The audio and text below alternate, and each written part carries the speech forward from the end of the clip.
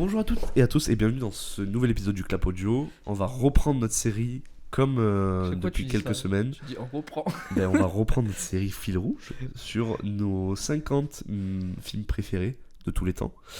Et on va commencer à la 35e place. C'est à toi de commencer. C'est à moi de commencer. On va commencer avec un petit film, un petit classique du cinéma français. Oh.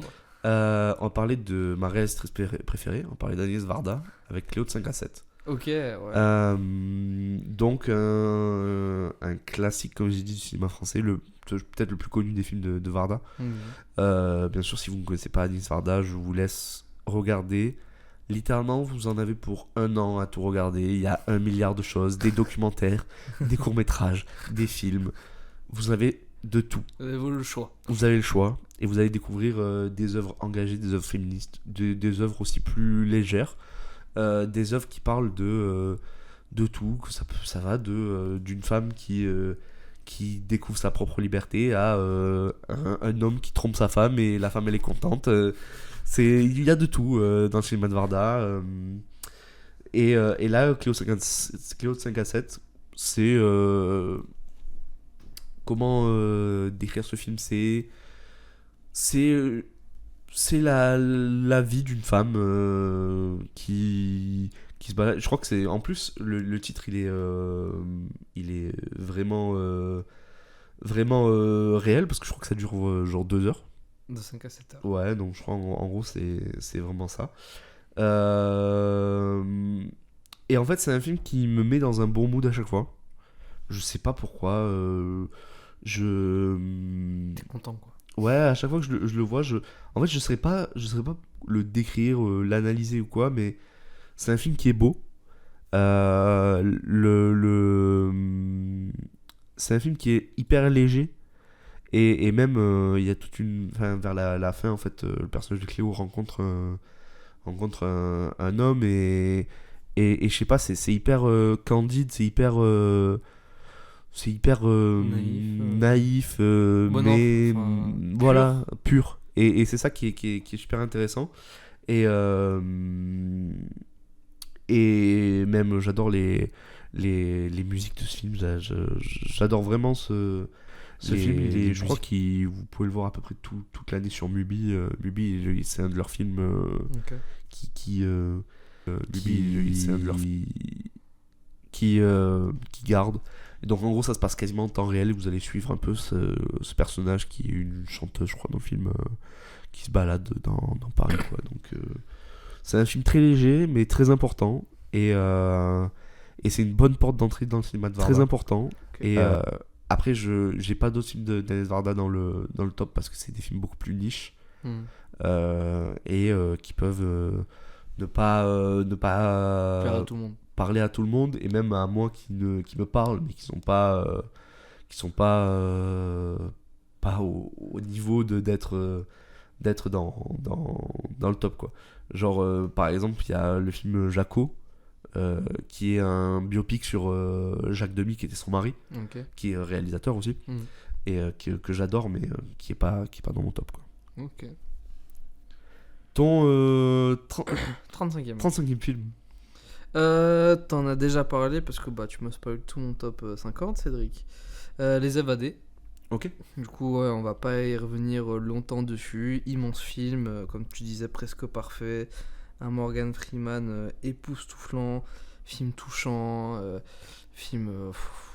Comme on disait, si c'est pas Forrest Gump, le film préféré des gens, c'est souvent Les Évadés. À raison, parce que le film est extraordinaire.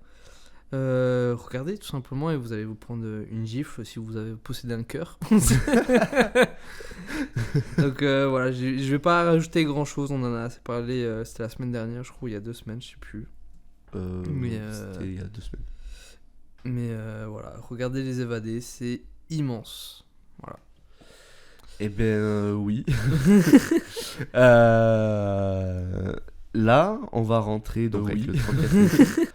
Là, je pense que jusqu'au prochain épisode, là, tu entames, on est que sur des blockbusters. Le grand chelem. Blockbuster, tu me disais Avengers, mais c'est presque ça. C'est des films qui coûtent que sur des blockbusters. Le grand Alors, Je vois pas de quoi tu vas non, parler ça. le prochain film, non, mais en fait, c'est que des films, mais hyper connus. Là, vraiment, c'est l'inverse Du Cédric ADN. ouais, c'est l'inverse de moi, tu vois. Et on va commencer avec un film qui va bientôt avoir sa suite au cinéma. Dune. Non. Choc-barre. Ah, pas- Ah, si, non, je sais de quoi tu parles. cette année aura une suite. Je sais de quoi tu parles. On va parler d'un film de Ridley Scott. On va parler de 2 films de Ridley Scott d'affilée après. Mais Ah, déjà. Ouais. Ah, triste. et on va parler de Gladiator. Ah, ok. Et donc, en fait, que dire à part que ce film. Je me rappelle quand j'étais petit, parce qu'il est sorti quand j'étais petit, et tout le monde me disait c'est le film le plus épique, le plus divertissant qu'ils avaient vu de leur vie. Et ils ont raison, en fait. À raison. C'est que. Je trouve que maintenant, en le revoyant, je trouve que la scène du début en Allemagne, là-bas, enfin, contre les Germains, elle est un peu longue, avec Marc Aurèle et tout là. Mais une fois qu'il est plus commandant, Ah, c'est fou. commandant d'armée, le film film est incroyable. s'envoie et tout marche trop bien. Moi, je peux te dire où il était. Ouais. Il était 52. Ah merde. Il était vraiment pas Putain, loin. il était pas loin. Il était à la bataille avec Marriage Story, des films comme ça. Mais voilà quoi, c'est un film. Le film est magnifique. La fameuse scène dans l'herbe. Ouais, il passe sa main, ouais. Enfin, dans le blé. La scène de son reveal face à Ouais. Joaquin Phoenix. Mais mon tellement nom est stylé. Maximus Ah, Meridius. c'est Maximus trop, Meridius, commandant, chef des armées du Nord. Ah, c'est trop une dingue. Ah oui. C'est trop. Oh, tu Non, vois, ça revient le côté, c'est stylé quoi. C'est le père d'un fils assassiné. Russell Crowe, il a tellement de charisme. Ah oui, mais.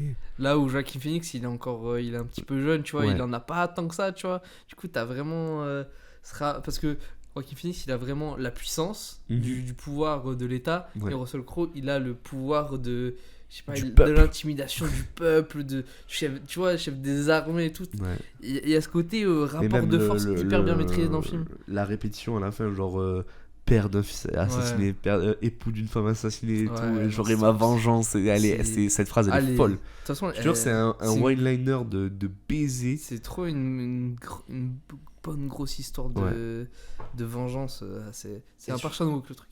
Ah, mec, franchement. C'est Waouh. c'est une quadrilogie de la vengeance. Mais tu vois, genre là, qui veulent faire une suite, je suis Ouais, non, mais je suis je suis dévasté. dépité, tu vois. Moi aussi. Euh, De toute façon, on en avait parlé quand on a fait Oui, les les vidéos films, attentes, mais pff, on n'a pas envie. On n'a pas envie. Mais voilà, en plus, ça arrive à une période où moi, je sais que quand le film il sort, je m'intéresse tarpin à l'Antiquité et tout. Moi, les Romains, c'était trop une dinguerie, tu vois. Et Gladiator, pareil. Donc là, vraiment, voir le film. Non, mais en la plus, période, elle est c'est- trop intéressante. Même les batailles et tout sont incroyables. Et le film il est vraiment épique, la musique. il y a Quand tout Ridley qui- Scott avait du talent encore. Hein. Putain. Franchement, ouais. C'était C'est un grand film. La c'était musique. un grand film. Il a remporté l'Oscar de meilleure musique, non? Oui, je pense. Je crois. Hein. Mais je crois que c'est même. C'est pas meilleur film aussi. Cette année-là, faudrait que je vois ce qu'il y avait d'autre, mais c'est possible. Hein. Oh, tu le mettras au montage. Ouais, je mettrai qu'il y avait d'autres, mais c'est possible. Ton 34e film. Ah, 34 film Tarpin récent. Ok. Qu'on a vu ensemble au cinéma. Waouh. Donc Ok. il y en a pas beaucoup. Hein. Ça commence à faire. C'était en janvier 2023. Ok, dans Babylone. Ouais. Ouais. Babylone. À ce moment-là, j'espère que l'épisode Top Flop sera sorti quand même. Je pense qu'il sera sorti. Je pense, ouais. Mais spoiler, il y avait 2 films devant Babylone. Avec le recul, il devrait y en Babylone. avoir qu'un. Voilà. Parce que c'est trop une dinguerie en fait. Mm.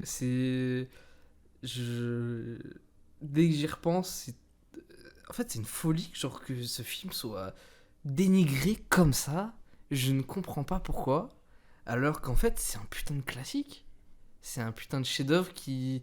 En fait, c'est un film culte qu'on a vu. Ah non, clairement. Ouais. Mais les gens ne.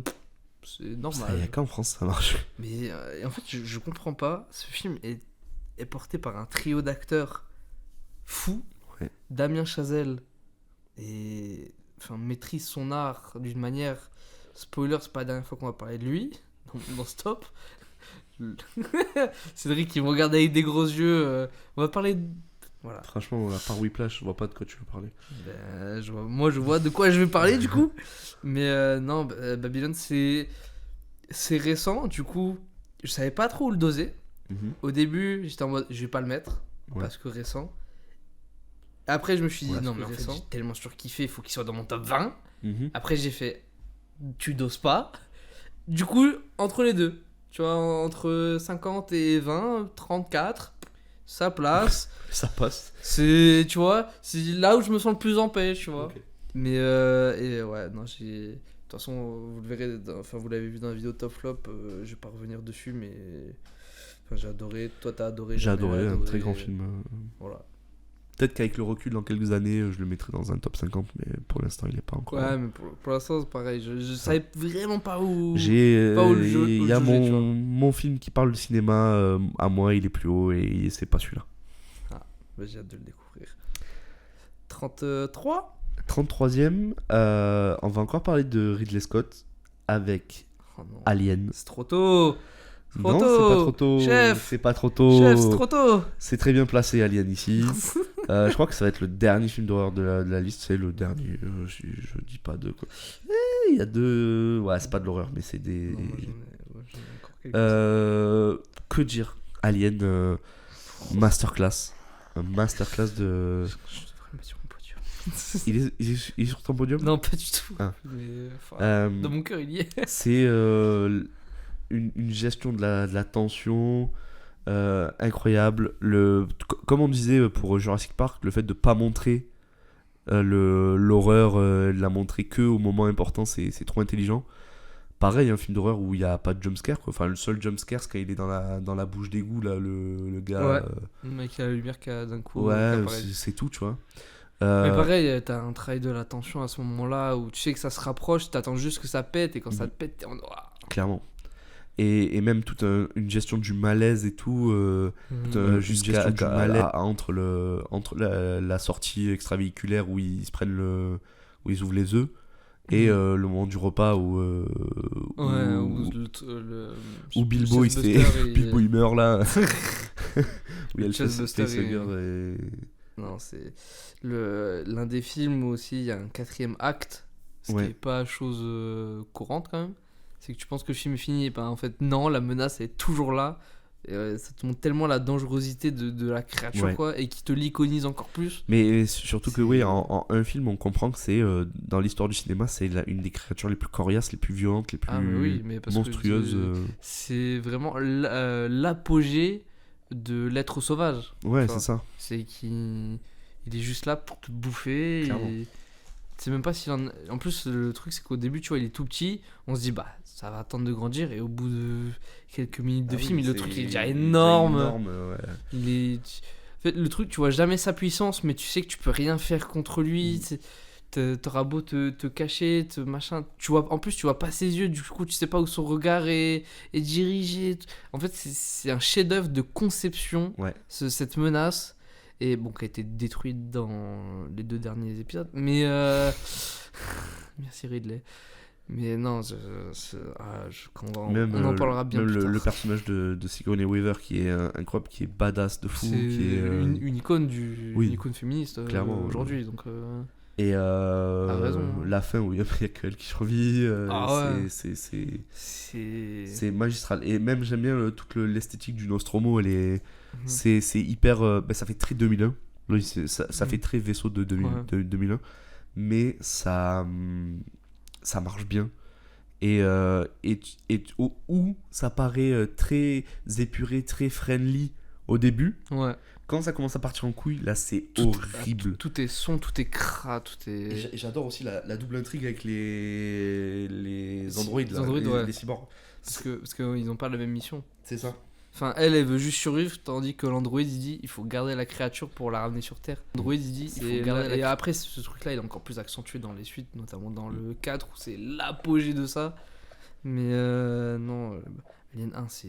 Comme je disais quand on parlait d'Halloween, tu vois, pour moi c'est une des pierres triangulaires du cinéma d'horreur. Tu vois, pour moi t'as Halloween, t'as l'Exorciste et t'as Alien, tu vois. C'est 3 types d'horreur vraiment surtout que c'est différents. le premier vraiment horreur SF. Oui, mais c'est lui. C'est Ouais, ouais, non, oui, oui. Et en fait, ça. Qu'il l'a mis. C'est tellement fou Et que puis, pour un film, qu'il l'a mis, c'est ouais, tellement les fou. 70. 79 Ouais, C'est fou pour un film 79. de SF d'horreur des années 70, ça soit pas. Et rien n'est vieilli en fait, tu vois. Ouais, de fou, mais parce qu'à l'époque, en fait, ils ont bien prévu le coup que s'ils montraient l'alien, des années après, ils savaient que ça allait rendre plus dégueulasse, tu vois. Ouais. Du coup, ils le cachent à maximum, c'est dans le noir, et en même temps, ça accentue tellement la menace, quoi. Parce que tu dis, elle déboule de n'importe où, tu vois. Ah, clairement, ouais. Mais non, c'est un bijou. Et aujourd'hui, même si t'as des films de SF, d'horreur, il y en a aucun qui arrive à avoir la magie d'Alien, quoi. Non, clairement pas. Enfin, là, d'un coup, celui qui me vient en tête, c'est, je sais pas si tu l'as vu, Life, avec Ryan Reynolds, Jake Gyllenhaal, où t'as un genre, c'est un genre entre guillemets de préquel de Venom, tu vois. Ah oui, oui, oui, oui. Mais Là, il y avait Splite aussi. ouais, mais tu vois, genre ça marche pas pareil. Mm. C'est trop. Non, clairement, ouais. Ça veut trop faire. Alors que justement, Alien, c'est minimaliste. C'est un film minimaliste, mais qui marche tellement bien et qui te crée un univers derrière. Avec Alien 2, enfin James Cameron, il reprend ça, il t'en fait tellement un nouveau truc, mais en fait, c'est fou. L'univers d'Alien est tellement fou. Ouais. Donc, Clairement. voilà. Et d'ailleurs, un des meilleurs hommages à Alien, c'est le jeu Alien Isolation, qui est Il est magistral. Il est incroyable. C'est fou. Parce que tu gardes vraiment l'essence de faut se cacher. Ah, mais. Plus en plus, t'as le coup avec les cyborgs qui veulent Ouais, peuvent mais en te plus, canner et tout. ce qui était trop bien dans le jeu, c'est que d'habitude, tu sais, les ennemis ils ont un pattern. Ouais. L'alien, lui, Là, il en a non, pas. là, il en a pas. Il est en pattern. mode, Ouais. tu peux pas calculer où il va. Et c'est ça l'essence même du xénomorphe, c'est que tu ne sais pas où il est, tu sais pas qu'est-ce qu'il va faire, mais tu sais qu'à la finalité, il va te bouffer. Clairement. Ton 32ème. 33ème, non? 33ème. J'ai commencé ou t'as commencé? C'est moi qui ai C'est toi qui as commencé. Ok, bah, ton 33ème alors. Mon 33ème, alors moi, ça va pas être de l'horreur, ça va être de l'amour. Je Ouais. parlais de In the Mood for Love. Waouh. C'est fou. De quoi? C'est fou. Bah, alors. J'allais en parler vraiment dans l'émission d'après, mais c'est pas grave. Ah, mais c'est pas grave, t'en parleras Eh dans ben, l'émission. parle de après. In the Mood for Love. Comment dire, film découvert récemment, Mhm. je dirais il y a moins d'un an. Ton préféré de Wong Kar-wai? Bah surtout, je pense que j'ai pas en tête ces films, mais je pense que c'est mon premier. Hein. Ouais. Bah, Parce que moi, moi, je suis vraiment pas un adepte du cinéma asiatique, tu vois, hongkongais. hongkongais. Mais tu vois, j'ai vraiment pas grandi avec ça. Ouais. Ma famille regarde pas ça, tu vois. J'ai personne qui pouvait me bénir dans ça. Du coup, j'essaye moi un petit peu. Et In the Mood for Love, je sais pas pourquoi, genre, le titre m'accrochait. Du coup, je me suis dit, vas-y, bon, on va y aller. Je pense que c'est vraiment le plus accessible de ces films. Mais en plus. bah, franchement, je suis tombé tellement dedans. Je pense que la chose qui m'a hypnotisé, c'est la musique. Ouais. La musique, ça m'a vraiment plongé dedans. J'étais comme un fou. Et non, les personnages, je sais pas, je les trouve trop touchants. J'aime trop le lieu, enfin, le lieu où ils sont. Je sais pas, je le trouve mystique. Il y a un côté mystique, je trouve, autour de ce Les film. scènes sous la pluie dehors, Ouais, elles sont magnifiques. Mais le film est trop beau, trop touchant. Même quand ils sont au resto et tout, y a Ah, tout qui est- mais clairement. Mais non, franchement, ce film, il me met dans un bon mood aussi, tu vois. Mm. Et non, franchement, Pourtant, ça parle j'ai- de Ah oui, de gens c'est pas- brisés. Ah non, mais c'est pas heureux, hein. C'est pas un film heureux, mais je sais pas, ce film, il me ramène à des bons souvenirs. Ouais. Je sais pas. Il y a In the Mood for Love, franchement, en fait, il y a le côté surprise, parce que je m'attendais à rien, parce que c'est pas le cinéma que je connais et que j'aime de base. Et en même temps, les personnages sont trop touchants, quoi. Sont tellement humains. C'est un Ouais. film humain, In the Mood for Ah, Love. clairement. Bah, de toute façon, tout le cinéma de Wong Kar-wai, tu vois, on en parlait je pense à la première vidéo, on en parlait avant la première vidéo, mais pour faire mon top 50, Hmm. moi, quand c'est arrivé au niveau de Wong Kar-wai, je me suis dit, j'en prends qu'un de film. Hmm. Parce que sinon, j'allais me retrouver à avoir toute sa filmographie, tu vois. Ouais. Donc, moi, spoiler, il est dans la prochaine. Dans la semaine prochaine. Dans la semaine prochaine, je vais parler d'In the Mood for Love. Mais voilà. En fait, je mets tous ces films au même niveau, que ce soit Chungking Express, Fallen Angels et tout. Je les mets tous au même niveau. Et en fait, c'est qu'il a un travail, il a une esthétique de fou. C'est trop. Des personnages qui, là où d'habitude dans le cinéma asiatique, les personnages ont des vies et une culture différente qui fait que tu arrives à moins t'identifier, dans son cinéma, c'est pas pareil parce que lui, il a une vision très américanisée de la société et des relations. Et donc tu arrives à plus. C'est vrai que j'étais moins dérouté que que d'autres films asiatiques, tu vois. En fait, c'est peut-être pour ça que ça m'a beaucoup touché aussi, tu vois. C'est ça et c'est pour ça que In the Mood for Love, c'est pas celui qui a les plus beaux visuels, je trouve. J'ai pas c'est plus pour moi c'est plus Fallen Angel où il y a une esthétique, après c'est plus c'est différent. Mais en termes d'histoire, oui, c'est magnifique. Bon, après, c'est des films de dépressifs d'amour comme nous. Ah oui, mais moi j'ai. Ça, j'ai vu ça à 2h du matin, bien seul dans mon lit, capuché, mon petit casque sur les oreilles, et tu regardes ça, t'es en mode, ah, c'est fou. Ouais, c'est fou. Et de base, In the Mood for Love, il était plus bas. Mm-hmm. Genre, je crois que de base, il était même pas dans mon top 50. Ok.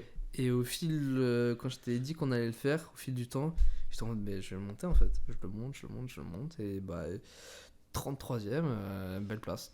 Une belle place. Et le cinéma de Wong Kar-wai, il est en train de prendre un essor en ce moment. Les gens sont en train de découvrir, notamment grâce au visuel. Ils sont en train de découvrir que c'est masterclass. Ok. 32 Ils sont 32ème. On va rester sur des films très connus. 32 du premier Star Wars de cette liste. Comment ça, du premier? Il y en a un deuxième. Ok. Et on va parler. Allez, fais ta petite prédiction duquel on va parler. Du 3? Non. Cédric Moonset. On va parler de l'Empire contre-attaque. Mais non. Attends. Au-dessus, j'imagine que c'est le 3. C'est une dinguerie de dire ça. Oui. Qu'est-ce que tu veux? Tu veux qu'on se batte maintenant en fait? Franchement, ouais. Hein. Mais alors, franchement, attends 2 places et tu vas retrouver le 3. Ah non, mais moi je voulais pas. Moi j'ai pas mis plusieurs par contre du même saga. Ah ouais? Non, parce que sinon moi j'ai pas mis plusieurs par contre t'es pris. Ok, mais donc putain, mais si, moi en fait mon top 10, je crois il y a 2 films du même saga. Ah, c'est pas grave. Non mais c'est pas grave. Okay. Si c'est 2 ça va, c'est ok.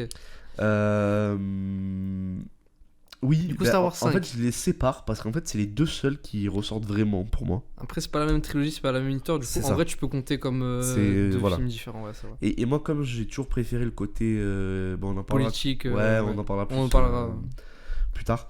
Mais voilà, pour moi, de la trilogie originale, c'est mon préféré. Mais je pense que c'est le préféré de tout le monde en fait. Oui. Enfin, de tous les gens sensés. Ouais. Il y a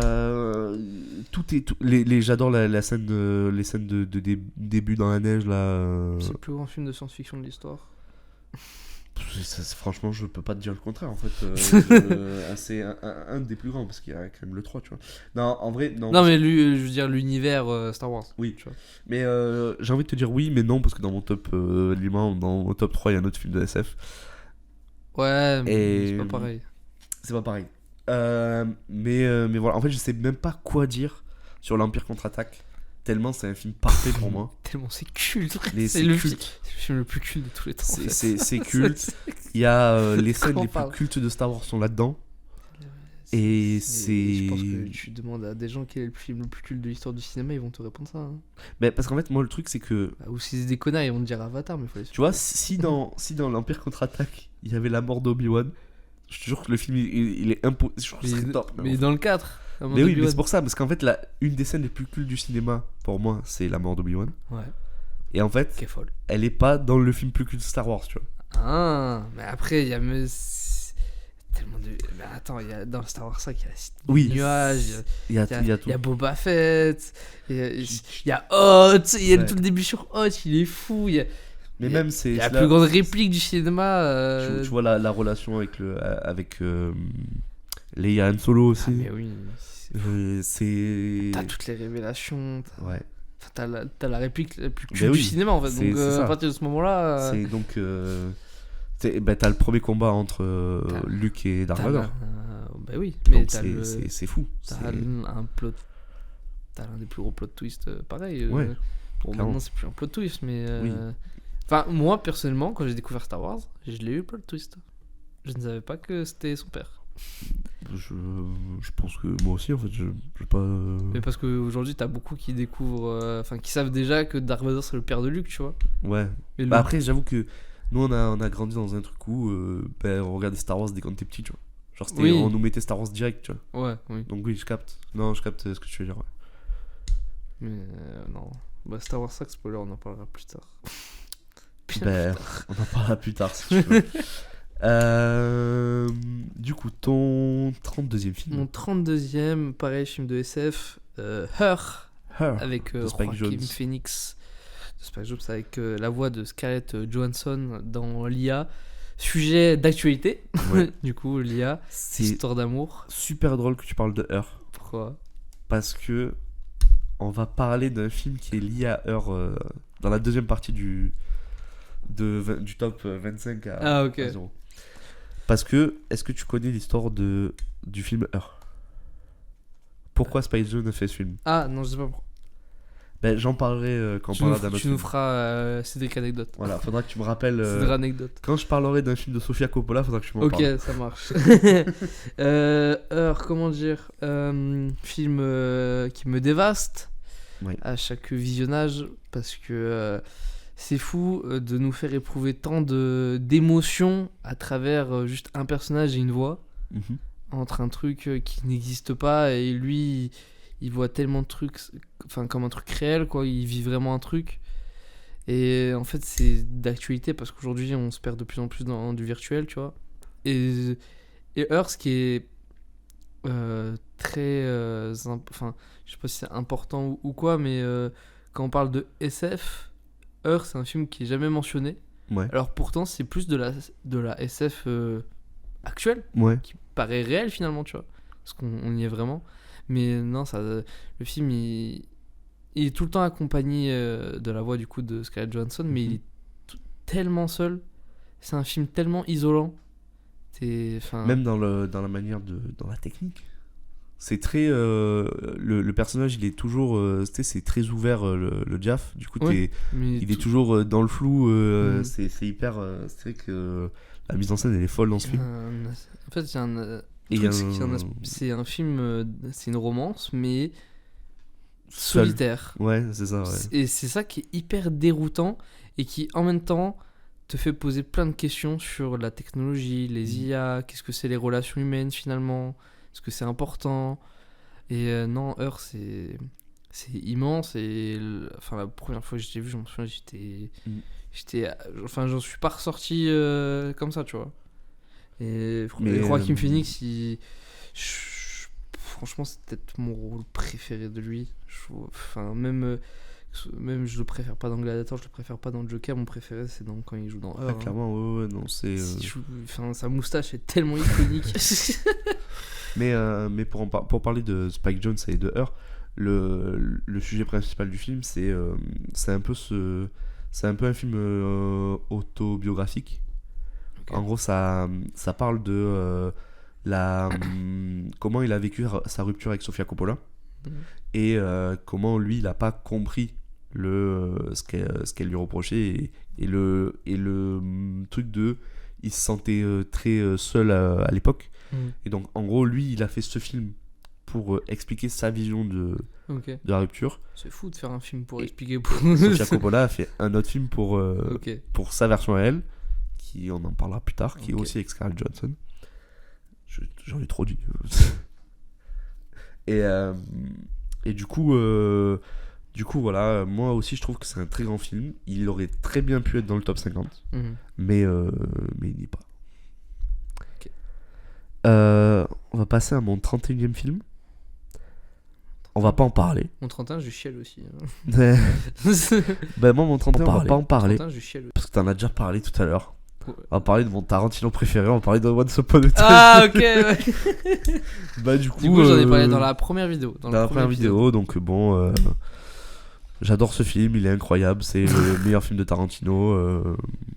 Allez le voir et allez revoir la vidéo si vous voulez notre avis. Ouais, dessus. allez voir l'épisode 1 et allez voir l'épisode Tarantino aussi où on en C'est parle ça. beaucoup.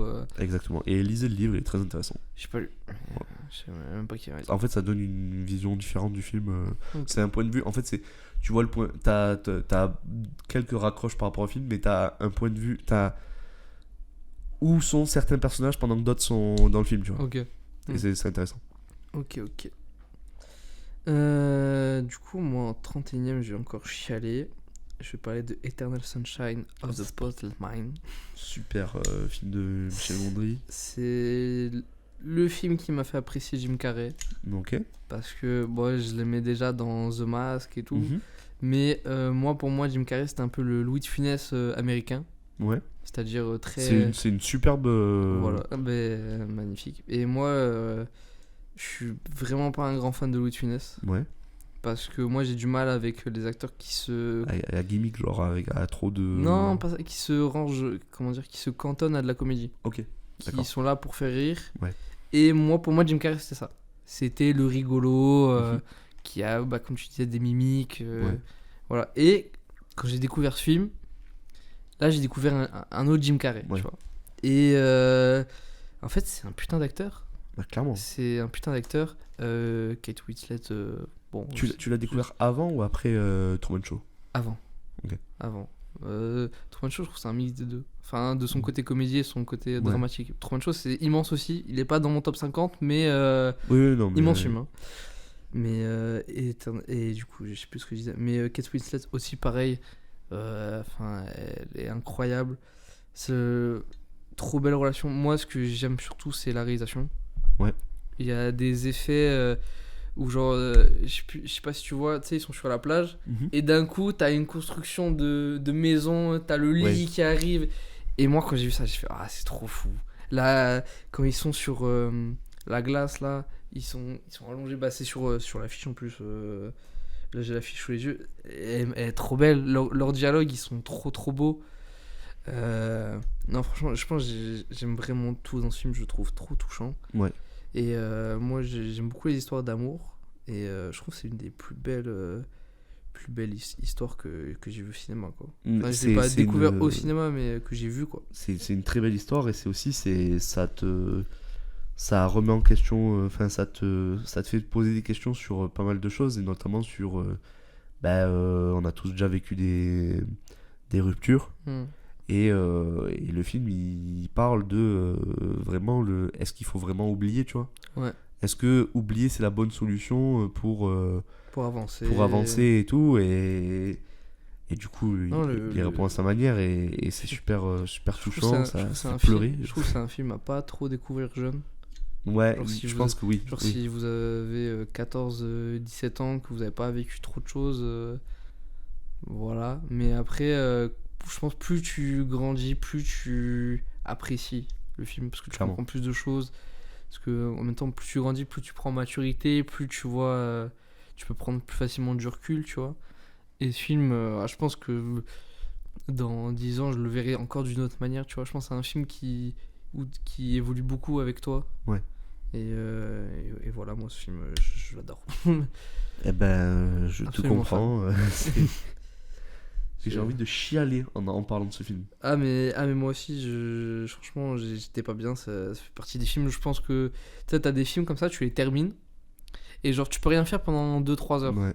Parce que t'es obligé de réfléchir, de te mettre dedans. Tu sais, tu peux pas juste éteindre ton ordi et c'est bon, j'ai vu un film, je suis content. Je mets ma note sur Letterboxd. Tu vois. Là, non, tu peux pas. Là, moi j'étais dans mon lit. Je me rends compte que là, sur mes 3 derniers films, c'était des films d'amour. Hein. J'étais très dans l'amour cet épisode-là. Mais voilà, c'est des films. Regardez-les tard la nuit, en mode dépression. Et En vrai, mode dépression. avoir en couple Eternal Sunshine, Ouais. ça, en fait, ça permet de pas mal découvrir de choses sur l'autre personne aussi. Ça peut créer des débats en plus. Ouais, c'est ça. Donc voilà, immense film. Le meilleur film avec Jim Carrey pour moi. Même le meilleur film de Gondry, tout simplement. Ok, et ben c'est fini pour cet épisode. Ouais. On se retrouve la semaine prochaine pour le dernier épisode des 50 premiers films. Des Pour 25 la moitié, la quoi. moitié. On arrive à la moitié. On arrive à la semaine moitié prochaine. la semaine prochaine. Ouais. Et on 25 parlera la moitié, de la quoi. moitié de très gros films. Encore. Et voilà. Avant Tu d'attaquer. m'as régalé aujourd'hui. Ouais, c'est vrai qu'aujourd'hui, il y a pas mal de. Eh ben, on se retrouve la semaine prochaine. Ciao tout le monde. Ciao tout le monde.